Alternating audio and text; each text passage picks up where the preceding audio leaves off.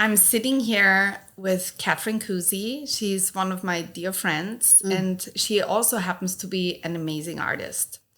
I am blessed that I own a few of her amazing pieces. She just delivered More than a one. few. More than a few. Big question. How did it happen that you became an artist? Oh, my goodness. Okay. I became an artist because there was no choice. It's just that easy. I remember as a child, I would go to art to calm me down. And it was a place that felt really good. And I would immediately just start to hum. And things just got better. And then when I started, and then there was no expectations. I just did it as a way to express myself. And then when I got a little bit older and people would come in and see my drawings of my dad or my family or my mom or my paintings, people would smile or cry or emote some sort of incredible emotion. And I thought, oh my gosh, this feels really incredible. This feels so good. You know, it's kind of what life is all about, because it's like we're helping each other. And we get in a dialogue and we start to communicate. And the fact that I could put something on paper or canvas and make somebody feel is just perfect for me. It feels really good. That is very well said. Thank you. I had this reaction when I saw your art and fell in love with it. Is there a certain artist which caused this reaction in you, where you just got started? I have a lot of artists that I love, but Mark Bradford is somebody who, every time I see his painting, if it's on, I want to get closer and I want to engage and I want to get in. I want to envelop myself in the painting. And he's one of, I could go on, but he's one of my favorites. He's somebody who I would love to go in and watch in the studio and how he does it. You know? Me too. But like I also see it in your work. You do a lot of layering. I mean, when you look at his, paintings, there are also big scaled paintings. And as I saw, and I fortunately have one of yours, which is a big scale one. So you're not afraid of that. No. So tell me a little bit about your process and about the layerings and the resin on top of it. So what is your process? My process is, my technical process is different than my emotional process, obviously. But it's actually kind of cool because the first layer is my first chance, my first try. And then my second layer, I take away all the things that I don't really want. So that's kind of cool because you can't do that in life, So then you can add another layer and you can add a different color, a different shape, a different meaning. And then I can do another layer. So by the end, it's kind of exactly what I want, which is really cool. And it's a little bit of a world of great imagination. That I'm so honored that you've taken to it. Really, so honored. Yeah, with your pieces, I feel like, and I'm not the only one, I talk to other people who, are mesmerized by your art, you feel like a little bit like Alice in Wonderland. So you take us into a different world where imagination is everything and there is wonders being possible. And I really love that because we need more magic in our world. So can we talk a little bit about magic? Chills again. Magic. Yes. What is magic for you? Magic is my imagination going into a world where this stops, and art does that for me. And so I can, there's no rules. So I'm free to roam. So as soon as I put my head down and start to create, I don't know what time it is. I don't know what day it is. It's just this whole, I'm in this, I guess in the zone. And it's, there are no rules. There's nothing, it's like I can just do my thing. And so I've sort of invented this process that seems to be working for now, Mm-hmm. So when you talk about this magic, I assume there must be an inspiration for you. Is inspiration being drawn from your surroundings? I know you live in Malibu where you have the beautiful Pacific Ocean in front of you and a lot of nature. Is nature an inspiration for you? Yes, it is, but it's not it's a feeling that I'm emoting, I think. Yes, nature is important, but not what drives me really, because it's more my imagination. I have to say, I pull from nature. I use insects and I use, glycerin soap, but I use different particles of nature, but is it important? I wouldn't say it's hugely important. Yeah. Mm-mm. So what is your inspiration? Is it an internal process? Internal, completely. Ever evolving. Art is life. Yes. It's a process. We're always evolving. And it's incredible because I do believe the more you do something, the better you get. And so it's kind of wild to watch this process and to look at my first pieces and see how they've grown and see how I've grown as a woman. And more layers. I have more layers. And I don't, it'll be interesting to see where I go next. You're touching a very important subject for me. You're talking about more layers and you're talking about growth. And for me, this also, entails of getting older, and especially as a woman in LA, that's not mostly a good thing. Yeah. But I think about it completely differently because I think as a woman and growing, getting more layers, becoming better, combining your passion and your talents into skills, and then the skills get more refined. Can we talk a little bit about first let me say, topic of aging in LA? With age comes wisdom. That's it. So more respect. Mm-hmm. It's incredible. And knowledge is power. And I actually love getting older because I feel like I don't care as much. And I'm not looking left or right to see who gets it or who's looking at me or I'm sort of on my own thing. And I don't know, I guess with age, you kind of get that freedom and that permission. I feel so much more respected as I get older. Which I think I think you're talking about permission. I think it's this permission we are giving ourselves. And it's the permission to become unapologetically authentic ourselves. Exactly.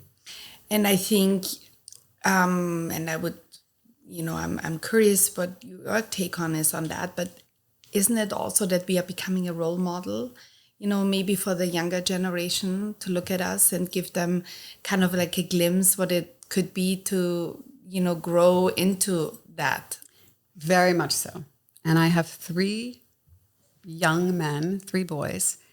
And I tell you, the feeling I get when, for example, my Truman, my 24-year-old called today and he said, "What are you doing?" I said, "I've got 3 paintings and I've got a bench in the back of the car in Baxter, and I'm on the highway going, 100 miles an hour. What do you want?" That is, I think it's so nice to feel my boys respect me. They see me hustling. They see me working, and for me, that's all that matters. Like, I'm sort of the grande dame in their eyes, and that's all that matters. That's beautiful. So I think a lot of women are asking themselves, do they do a good job raising their kids, their children? They work, they, juggle, a career, and they juggle their kids. And there's always this kind of guilt. Do I spend enough time in my job? Do I spend enough time with my kids? What would you tell them are the key pillars of raising your kids, the key values you try to give your kids so they become successful adults? Kind. When you walk into a room, ask if you can help. Any room. Whatever room you walk into, what can I do to help? A work ethic. That is key, the work ethic. And that's what I'm doing and hope that they emulate. Because I think the more you do, the better you get. And I think your life goes where you put your energy. And so, I've got... So the life of an artist is, of course, also a life of a struggle, because sometimes out of this friction, which, kind of appears in your life, something great comes smooth out of it. It's like a gift you get. What would you say is your method or your process when you are in friction to go to the next level and you make the next step? What is... Friction is very easy for me to work with, because that's, as I said in the beginning, I go to art. So, for example, my father was in intensive care for 18 months. Of course, I'm watching him pass away. Of course, there's friction and turmoil. So I took the visitor's passes from the hospital each day that I went to visit him and would rip them up and put them towards, make them in a design and a drawing into something that was happening to him medically. So it's my journey of the 18 months of my father sort of handing me the torch. And it's a love story about a father and a daughter through the drawings. And I think I'll probably publish it next year when I'm ready. I've sort of kept on to it because it's a little bit like my diary. But that process right there, that explains art to me. Like, to me, I was able to sit every day in the hospital room and draw because it was my way of expressing my emotions through watching the love of my life on a demise, and being able to have it and it be sort of tactile, and to have it now still and to look back on it. It's just an incredible gift. And it's something I want to share with others because it's a journey of really saying what you want to say and seeing everything, because death is so permanent. And being able to really capture everything and ask all the questions. And I have it all, I have it all in these drawings. So it's such an incredible thing. Wow. So again, it's like and no expectations, on doing that. It was just something that was just completely calming my soul. And so in turmoil, that's one thing. It's when I'm wildly happy, is it harder to go inward sometimes for me, So, yeah. So wildly happy, Katherine is not producing that much art. I mean, it's like, I am, but it's different. It's like, it's different. I do because I have to, because, I have to produce. I have galleries and I have to, clients and people, but it's not something, to be honest with you, that's not true. It's not something, it's for me, my first go-to, it's it was a sort of a therapeutic thing. So the drawings of my father were like, those were the things that it just kept me being present for him. Yeah,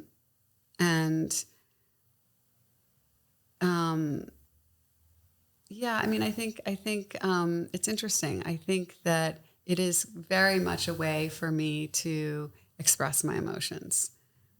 So when I'm wildly happy, unless I I'm not even going to go on that. I'm not going to go on to that conversation because it's just, I don't want to be quoted wrong, but it's just harder to, I don't know.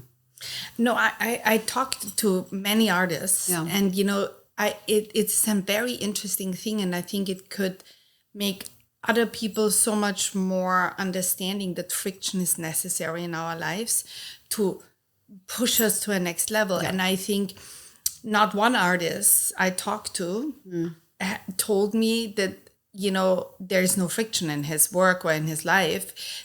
It's I think inevitable, that we have friction to move forward. And I think what I see also in your work, because I watched you from, drawing to amazing, paintings, then you do the multimedia with the resin.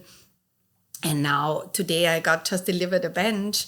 So for me, it becomes you're putting your toes into, the water also of sculpture making. Yes, that's so what is now interesting for you right now? Which medium, or what is your next, thing you're approaching? I love the idea of wall sculptures. I love the idea of sculptures that you can eat on and sit on. I love the idea of walking into a room and seeing my paintings and then my tables and my chairs and my bench, and then you kind of squint your eyes and it all looks like it's like Catherine's world.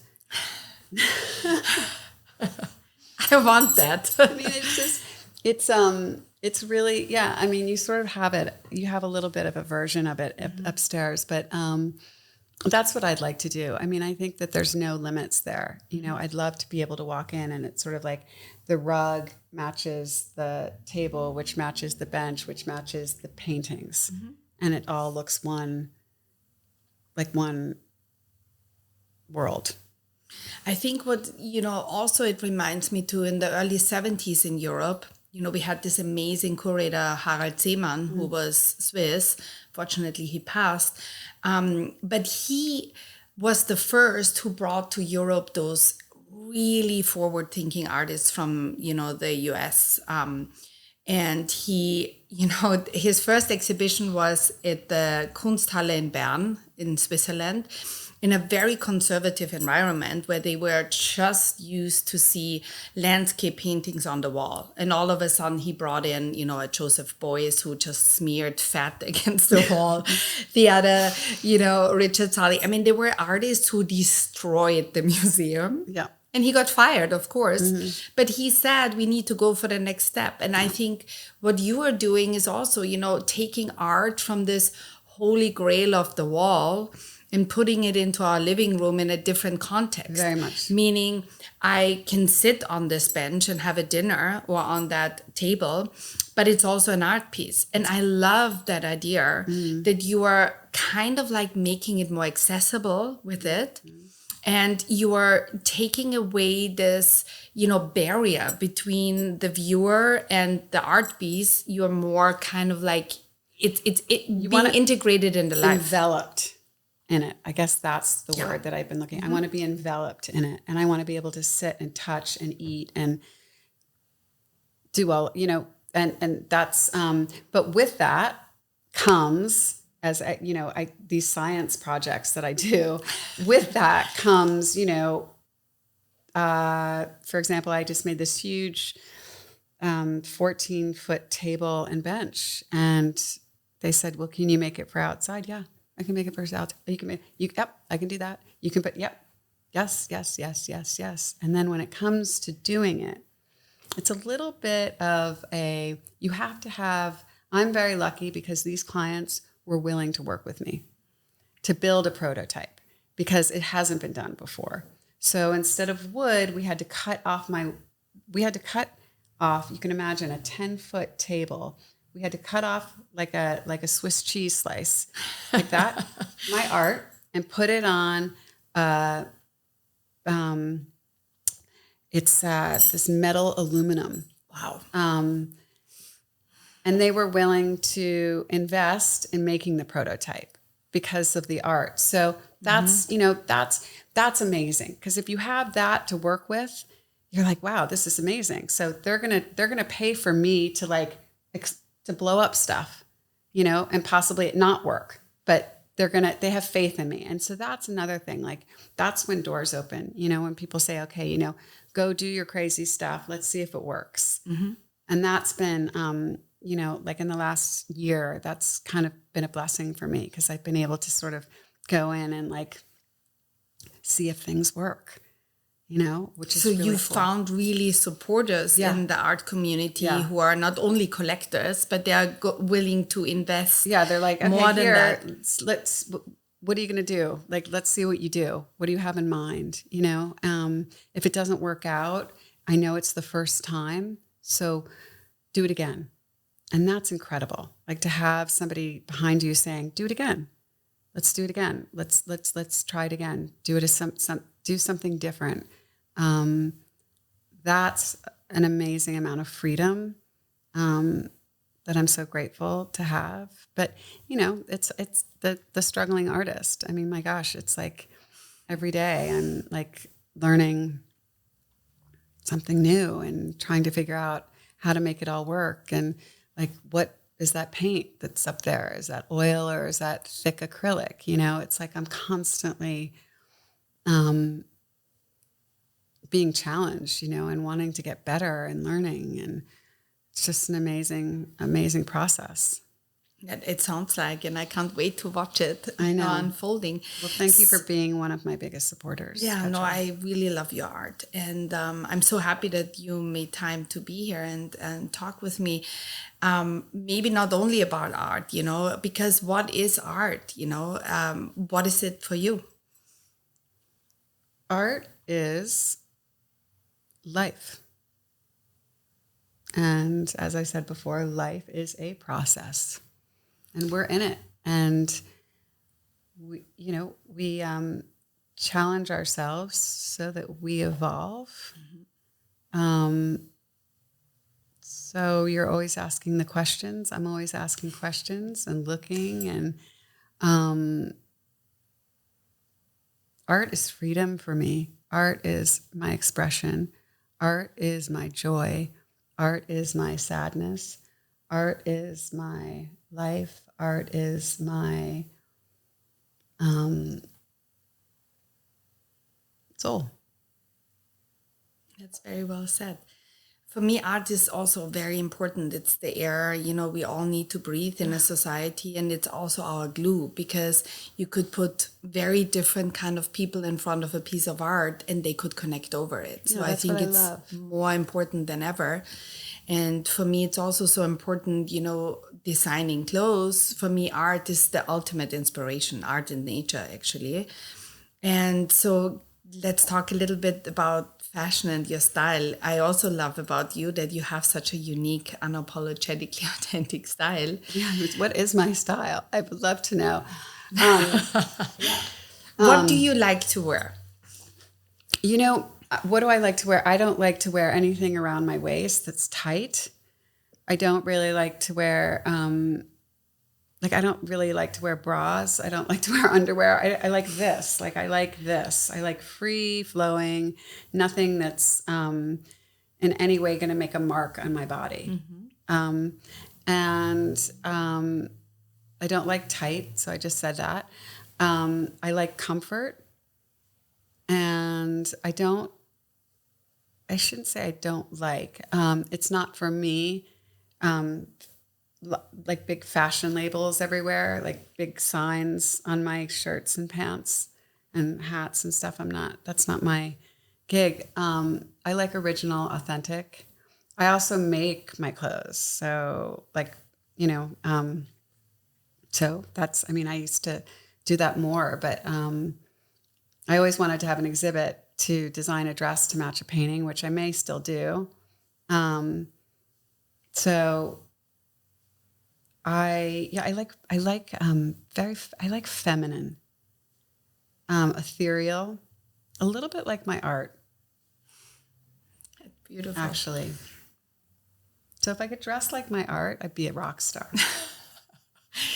I did not know that you make your own clothes, but now I do. And I think we should definitely work on making a dress to a painting. I would love to do that with you. So you think that's a great idea? I think it would be killer. I mean, a killer idea.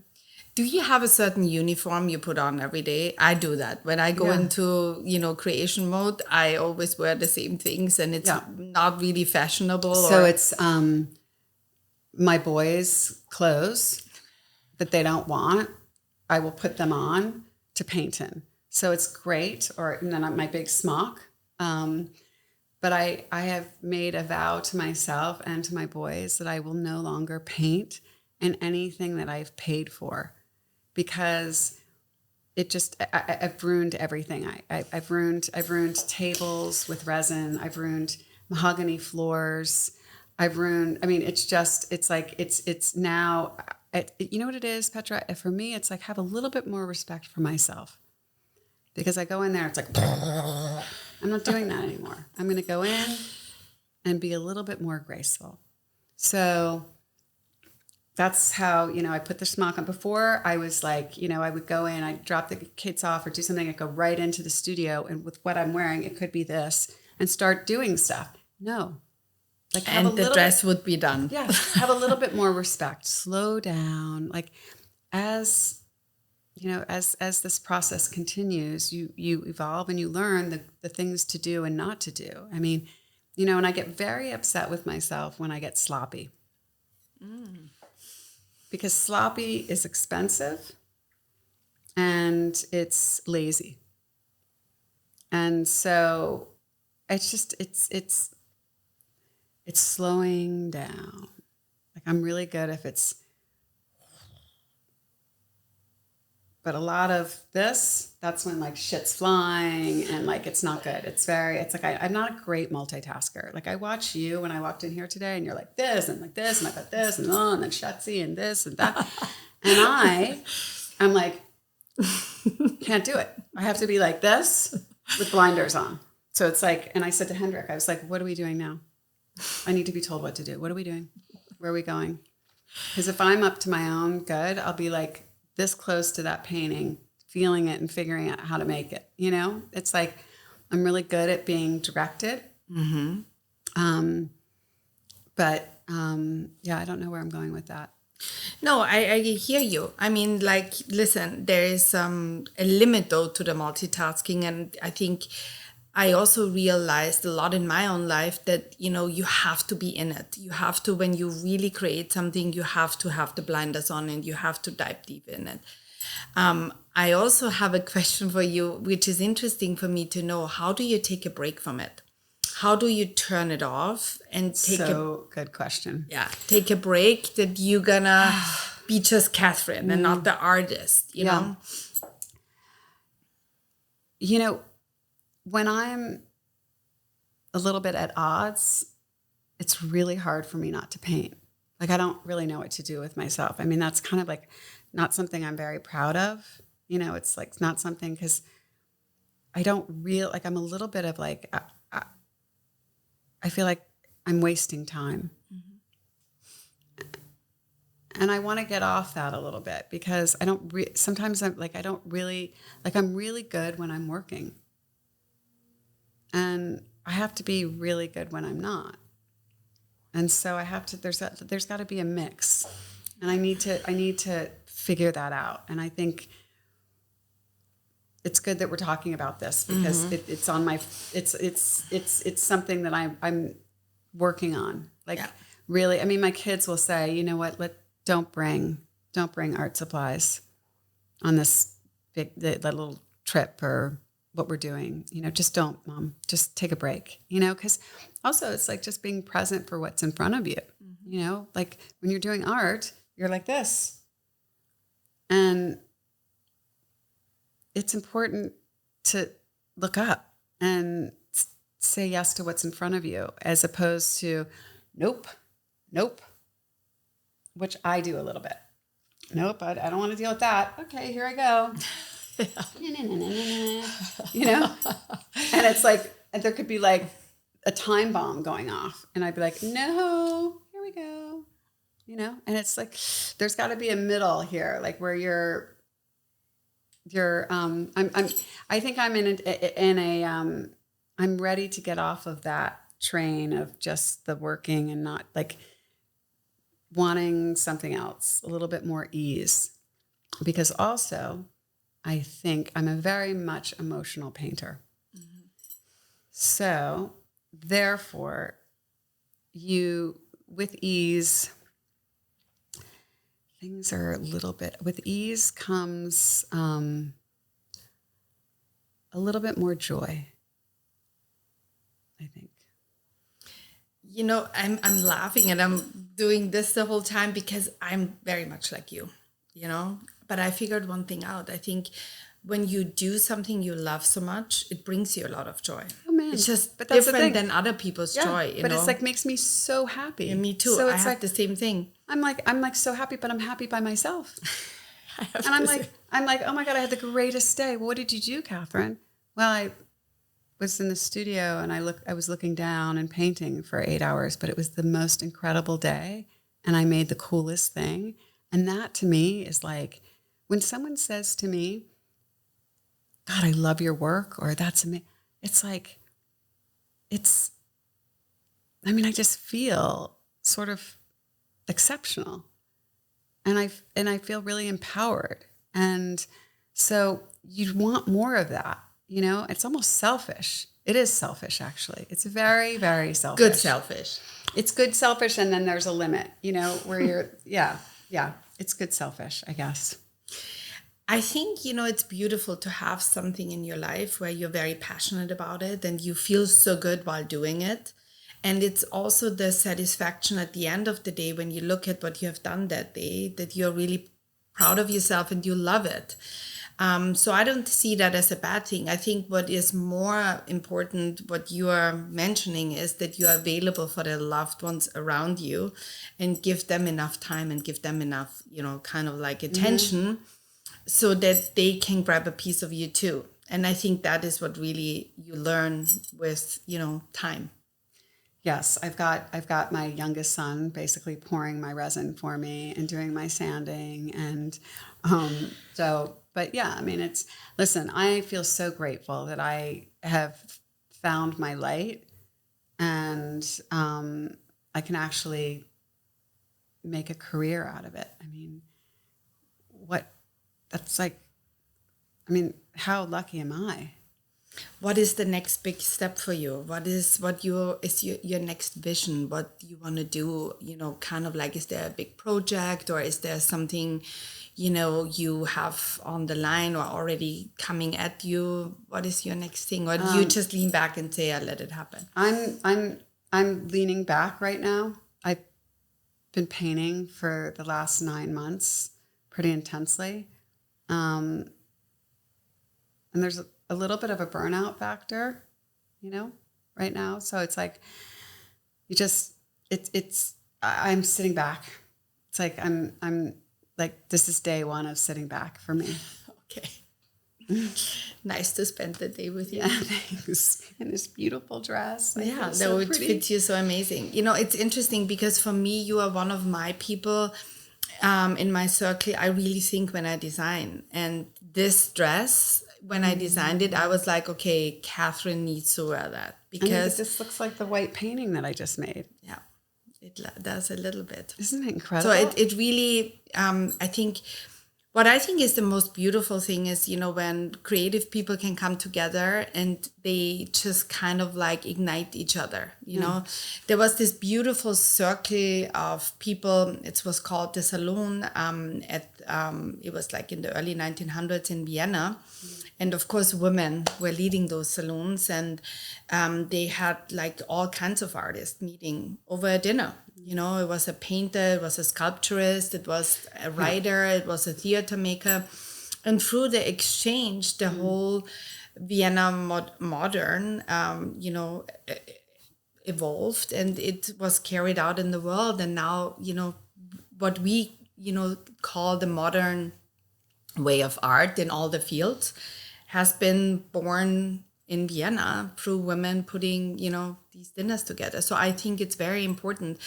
How is it for you? Where do you, when you're not in your studio, you're not working, what is something you like to do where you get inspired, you get good feedback? Are these friends and dinners, hanging with your family? What are the things you really crave?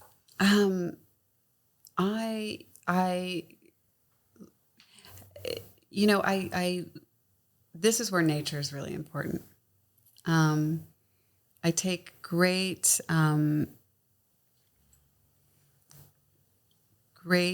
rest, should I say, in, walking on the beach, going for a run, doing yoga, doing those things. But what do I do when it involves other people? It's a really good question. Dinners, with people that, as I get older, it's like dinners of people who vibrationally are going to get you thinking, okay, how do I do that? How does he do that? How does she do that? I was asking you today upstairs, like, how did it all start? Because I want to walk away feeling full and my mind reeling. I want to be like, wow, I want to do that. I want to, so I think vibrationally, it's really important to seek out others that are wanting more. Yeah. You feel the energy. And so I think that's really important to do. I think seeing other artists is really important. I think being around other artists, getting into the dialogue, being in other people's studios. I mean, that's really key. That's where I learn, asking questions, listening. I mean, that's like, and watching is really good for me. So being around like this sort of people that are movers and shakers that are doing shit, you're sort of like, okay, I want to get on that bus. Like that's that, and staying at that. I completely agree with you. Yeah, that's very important. If you would have the opportunity to live a parallel life right now, not as an artist, what would it be? Gosh. I don't know. I kind of like making people laugh. Katherine the comedian? I don't know. I think I like, I like telling stories. I don't know what I would, I don't know. I mean, it's like I know this sounds strange, but it's like I don't really know how to do much more than art. Like I'm an artist from head to toe. You know, it's like I wish I was really good at computer skills because my goodness, I could do so much more, but I can't. You know, it's not like I'm not I don't know what I would do. I'd probably be a designer. I'd probably be doing what you're doing. If I wasn't an artist, I would be doing what you're doing. So that's pretty much an artist. So there's no, like, I wouldn't jump off over and be like, okay, so now I'm a mathematician. Like, it's not happening. I'm not going to be a cook. I'm not going to be I'm not going to be a scientist. Like, there's things that I just know, you know, that like what I'm good at and what I'm good at. And that's another thing about getting older is it's like, I now know my light. I know what I'm good at. And I sort of am going in that direction, you know, that's my strength. Yeah, you mentioned computer skills, and that brings me to a topic, you know, that a lot of art or the art world have moved, you know, towards AI, and artists like Refik Anadol, you know, skyrocketing, successful, creating art through, you know, his computer. Is this something you would be interested in doing if you would have the skill set? So how do you think about all that? Absolutely. But right now, it just seems so overwhelming. Anything that's, again, that's something I would have to read directions for, you know? And I just started reading directions like later in my life. I was the person that would get the box of cereal and open it, you know, like there was no directions, or like I have to read directions for a car seat to put a fucking car seat together. Are you kidding me? Like, why can't, like, I can't, you know, it's like, I always wanted to take the shortcut. And for the first time, I'm saying, you know what? Give me the directions, or have maybe like someone explain it, but I'm starting to be able to follow it a little bit. So it's exciting because there's things when you do follow the rules and the directions, there's a lot of things that you can do. I never did. I was always like, fuck that. That's going to take too long. So, you know, it's, I'm really looking forward to just learning from others. How do you see the art world and developing? You know, is it something you pay attention towards too? Do you tune into that, or do you do your thing and somehow, you know, it all ties into it? To be honest with you, I study the artists that I like, and I do my own thing. And I mean, I think that's kind of where inventions happen. You know, sometimes like, you know, you're doing your own thing and you're, you know, I just think, I think I could do more of studying other artists. You know, I think I could definitely do more of that for sure. My God, I learned so much from others. Like, I don't know anything, you know, like I just know my stuff. So it's like, I mean, just that painting, you know, it's like I'm looking around, and it's just, I think it's really, really important to put yourself around greatness. So we talked about Mark Bradford as an inspiration for you. Unbelievable career, no? I mean, incredible. He worked at his mother's, you know, hair salon and got discovered, you know, in his 30s. So, and is one of the most influential and relevant artists of our time. Which other artists are the artists you would like to explore, take references from, visit in their studios? I like the Haas brothers. Do you know who they are? No, I don't. They make all sorts of stuff. They make sculptures, paintings, a little bit of what I would like to do, you know, or am doing, different style, but they're two brothers that are wildly talented. They do a lot with ceramics. Yeah, I want to explore. I want to explore different materials. Yeah. You said ceramics. Yep. This is something I'm getting more and more interested in. I think it's such a beautiful medium, and I think it's getting more and more attention. Yeah. You know, when I traveled a lot of art shows this year, and, you know, like 10 years ago, photography was the new thing. You all saw these huge, kind of wall-filling photo art. And now it's ceramics, like sculptures, which are triple the size of me, standing around, like amazing, That's incredible. So I think I also am very drawn to that. I think it's a very beautiful medium. And I think with your work, with all the layering and all the inserts, it could work. I think really, that's really well. where I'm leaning towards, is to do a little bit of a sculpture with my painting on it. And I don't know what it looks like, but you'll be one of the first to see it. Yeah, I can't wait. Yeah. Yeah. Is there anything, where you would say, like museum wise, or, kind of like where you could say, this is a place I go? For me, it's, I just love the Guggenheim Museum in New You were York. going to say the Guggenheim. Yeah.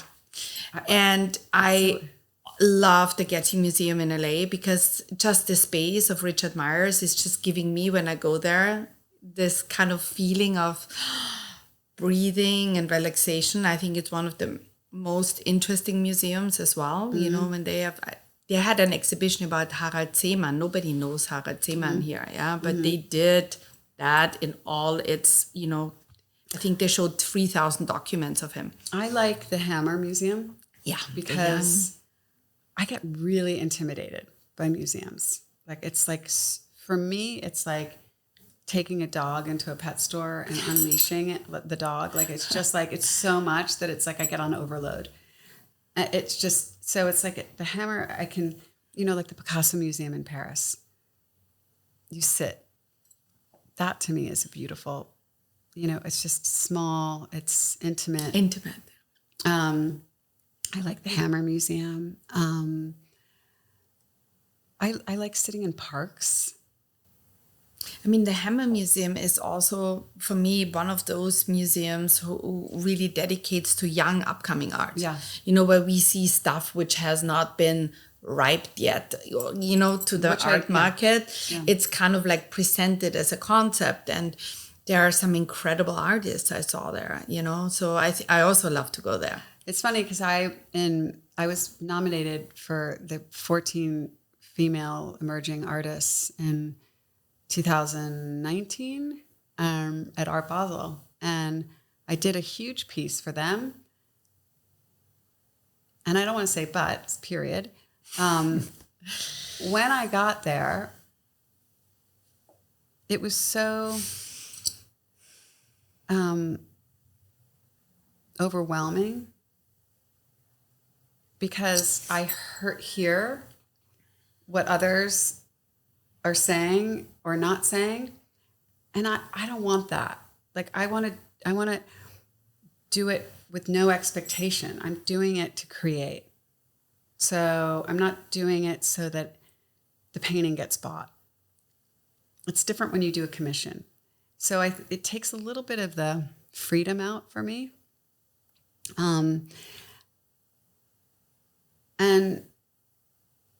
I think there's a business aspect of the art that can be really damaging to an artist, and intimidating and scary.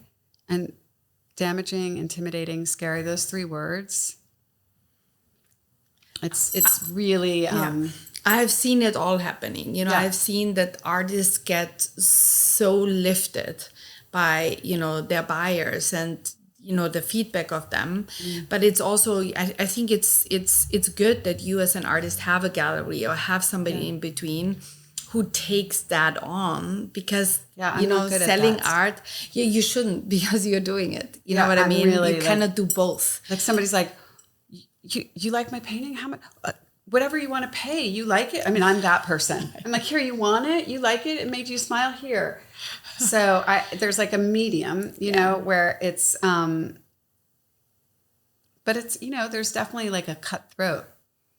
There, what did you mean by this painting, Katherine? What was the intention? It's kind of like, well, I just kind of wanted to make something pretty. Like, what's wrong with that? Like, what's wrong with that? Like, I don't know. I just kind of wanted to do this, and this is what came out. So maybe you see it that way because you are over that process. Yeah. But I think, to let other people in and make them a witness to your process when they look at the piece of art, that they understood what happened while you are creating this, I think is very, I know you're done with it. You created it. It looks amazing. You're done. But I think to give this access is, I think, very beautiful because if you think about it this way, when you look at a piece of art, like I look at yours, and I get from you a story to that piece, what brought you there, what made you do it.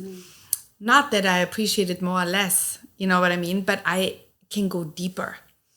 Of course, I can see my own story in it. But in my case, I think it's like a treat, you get from the artist. That's why I love to talk to artists. It's interesting. Some of my stuff is very, the book I did on my dad, with all the visitors passes, obviously that's sort of explanatory, but, some have stories and some don't. Nothing wrong with that. Also, I think bringing more beauty into the world is not a bad thing, that you make things which are very aesthetically appealing and which cause or, evoke a certain feeling in a person. Nothing wrong with that. Exactly. That's the cool aspect of it. Like somebody comes in and they go, oh, you're like, wow. So what is your dream art buyer? The person who comes in and you kind of like could connect and, kind of like play ideas by with and create together. Okay. Honestly. Do you know that you came in and I was pouring resin and I said, Petra, hold on. No, I was holding the lamp. Hold the lamp. I got to do this. And you held the lamp. It was in the twilight in your garage. Yeah. I know, I remember that. And then you came with hold on, wait, and you're holding I mean, I know, I remember that. That to me, like our relationship came through art. True. I also have to say, I have a friend who is the former director of Art Basel, and he always sends me art and says, you should buy this because this will be very valuable in half a year or this and that. It has to be aesthetically pleasing for me because I want to live with my art. I cannot have something on the wall where I say this is a very relevant painting. It has a great story. It's also very valuable and will gain in value. But do I really like it? Exactly. And there's those, and then there's those that, it's they're doing what the Joneses are doing. So they're buying shit that's like, a brick glued to a thing, but it's going to be $2 million in 6 months. So we're going to buy. That's where it's like I back paddle because maybe I don't even understand it. Maybe I don't, because for me, my journey's different. So yeah, for me, it has to be pleasing, whatever it is, my dad's drawings, whatever it's got to be pleasing. It's got to make sense, not make sense. It's exactly what you said. You got to live with it.